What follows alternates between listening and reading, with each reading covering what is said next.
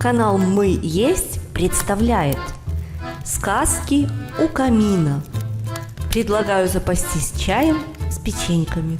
Приятного прослушивания.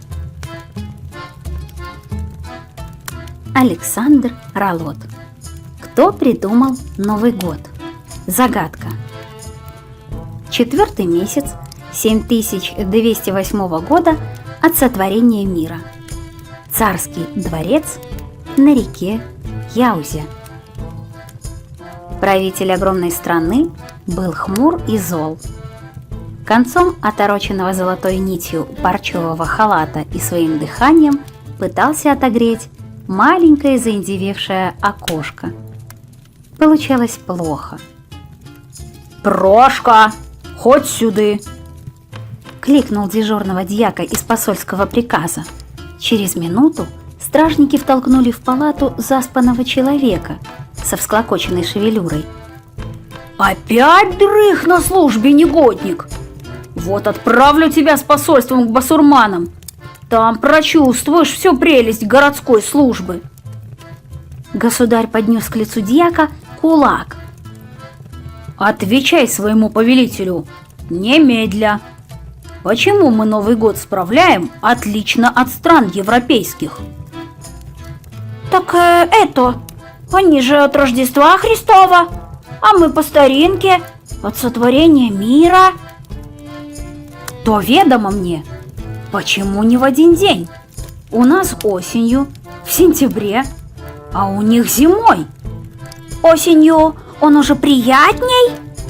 Урожай собрали, амбары полные, да и девки на выданье готовые.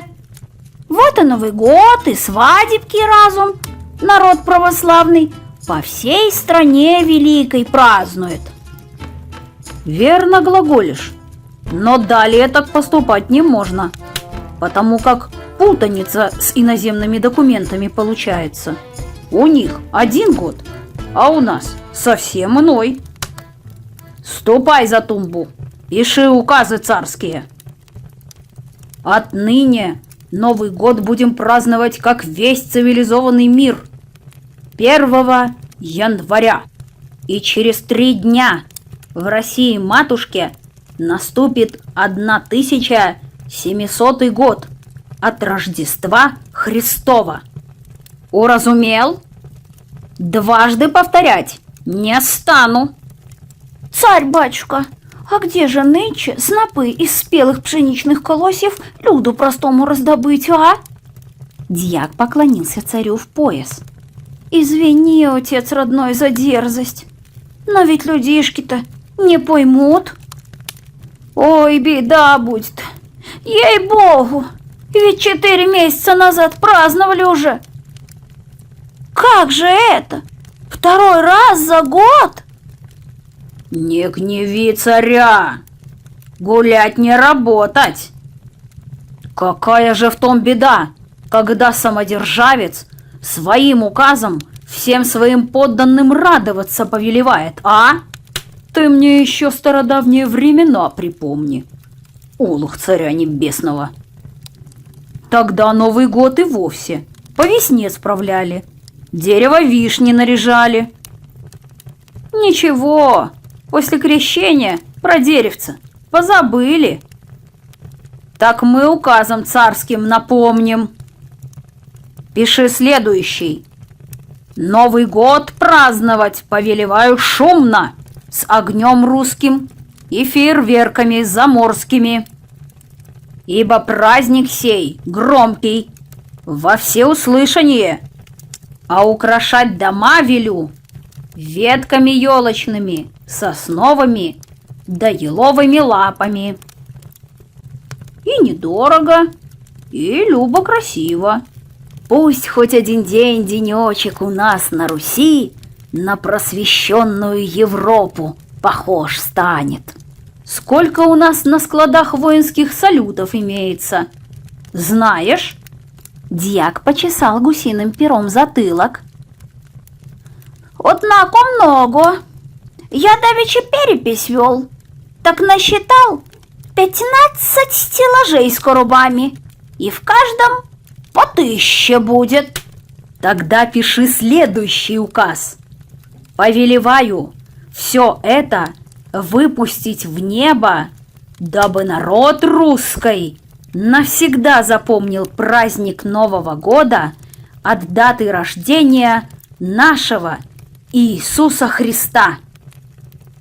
При этих словах монарх истово перекрестился.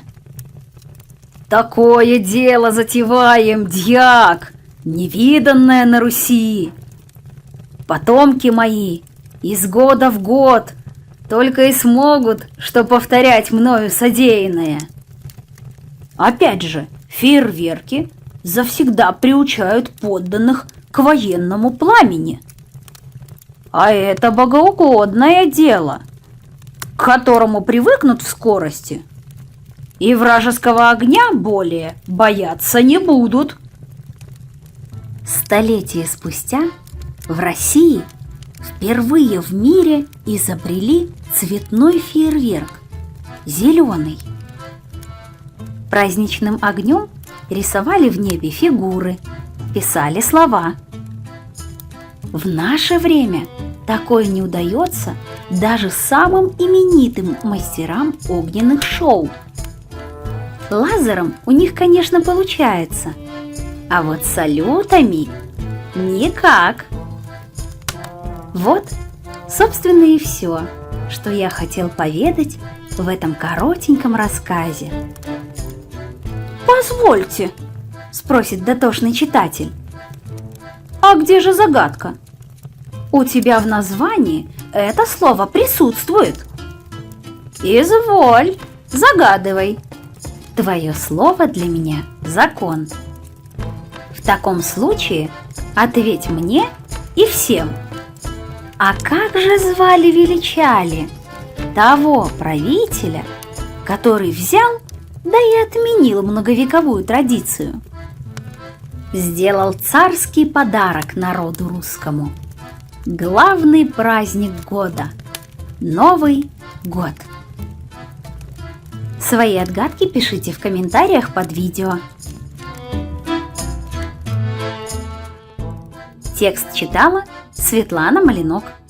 Звукорежиссер и специалист по монтажу Леонид Абазовик.